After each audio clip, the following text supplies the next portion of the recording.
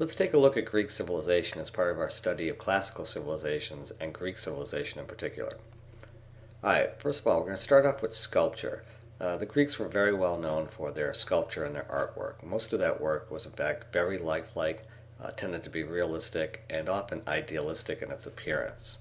This example here is the discus thrower. It's a really good example because not only does it represent the realistic and idealistic features, but it also gives us a sense of the Greek ideal of perfection. This is sort of a philosophical idea that the Greeks held, that they saw the universe as sort of a harmonious and balanced place. And so they're going to try to reflect that in many of the things that they do. We'll see it in architecture, we'll see it in their philosophy, but we're also here, we see it in sculpture as well. The idea that this discus thrower, this athlete, is sort of the perfect man. Let's take a look at the picture a little bit close up in detail here. And we can see this is clearly the perfect human form. It's balanced, it's symmetrical. I mean, the guy is perfect in every way. Body fat, hair is perfect. It's basically a representation of what they consider to be that Greek ideal of perfection. The question we want to ask, though, was this really a realistic image of what people in ancient Greek looked like, or was it really this ideal? So let me take a second here and just switch the picture a little bit for you. Here we go. Okay, that may not be the Greek ideal of perfection any longer. Actually, it brings to mind the question about whether the degree to which this image truly reflected what people might have looked like, since clearly anybody we know that looks like this probably doesn't look really like that. So let's talk about what perfection today might really be about. If I take a look at this image, I'll see that the way that we look at the modern day of advertising and how we portray sort of the perfect body forms of people, that's not realistic either. I mean, honestly, I don't know anybody that looks like this. I don't think I've ever met anybody that looks like this. And it's even questionable whether people in our society do look like this, or whether these are just sort of creations on magazines using Photoshop. But the reality is that what we consider to be attractive or beautiful or the perfect form may not actually represent what the majority of us actually look like. And that brings into mind, what did the ancient Greeks really look like? And that's hard to tell when just looking at their sculpture. So for the ancient Greeks, their concept of perfection was something like this. But is that really what people in ancient Greek look like on a daily basis? It's hard to say. We do know this. They certainly appreciated the perfect, balanced, symmetrical human form. Okay, they also participated in athletics. Now, we know that a strong, healthy citizen could help strengthen the city-state. Obviously, in a time of war, they could come to fight, they could defend the city. But it also brought glory and honor to their cities as they competed from one city-state to the other during athletic events. Okay, now these sporting events also were conducted to honor the gods as well. So they saw the human form as a representation of their god's creation, and they wanted to honor that. And of course, this all led to what we know as the Olympic Games. And in many ways, we also sort of respect and admire athleticism and athletic prowess and people's ability to maintain their bodies in a way that's sort of symbolic of maybe their personal beliefs, their religious beliefs, but also just the healthy lifestyle that usually goes with people living in a society that is focused on athletics and sports. Okay, the Greeks also had poetry and drama, and one of their most famous poets was Homer. And of course, the epics of Homer are great, but I'm not talking about this Homer. Okay, so this isn't the Homer we're talking about. The Homer we're talking about is this man right here.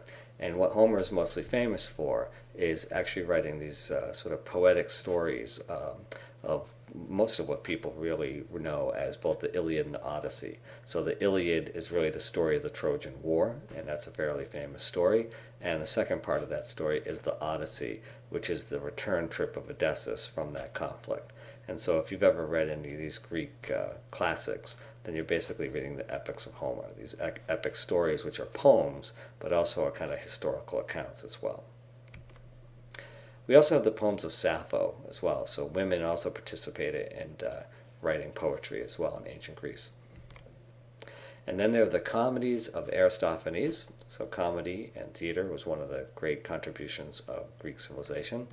And we also have the tragedies of Aeschylus and Sophocles. So the concept of comedy and tragedy as in theater is really something that comes to us from the ancient Greeks. They also admired theater. And then there's the writing of history. Herodotus is considered to be the father of history, and that's because he wrote a book called The Persian Wars. The problem was that in this writing of history, he used a lot of myth and legend, so it's sort of mixed in with a little bit of historical truth, but it's also heavily dependent on myth and legend, and as a result, it's hard to tell whether most of this actually took place. And then there's Thucydides. Thucydides wrote a book called The Peloponnesian War. Now, he's considered to be really one of the first historians because he used interviews and first-hand accounts. He actually fought in the war, so he was familiar with what had taken place, and he knew people had fought in that war, so as a result, he was able to interview them, but he was also able to interview other people who had witnessed it firsthand. So again, Thucydides, actually the Peloponnesian War, is actually still required reading at the military academy down in West Point, so it's still considered to be a great book of basically warfare. And then there's architecture. And the most famous piece of architecture we have from ancient Greece, of course, is the Parthenon, and it is located on the Acropolis in Athens. And the Acropolis is this hill that was located in the midst of the city.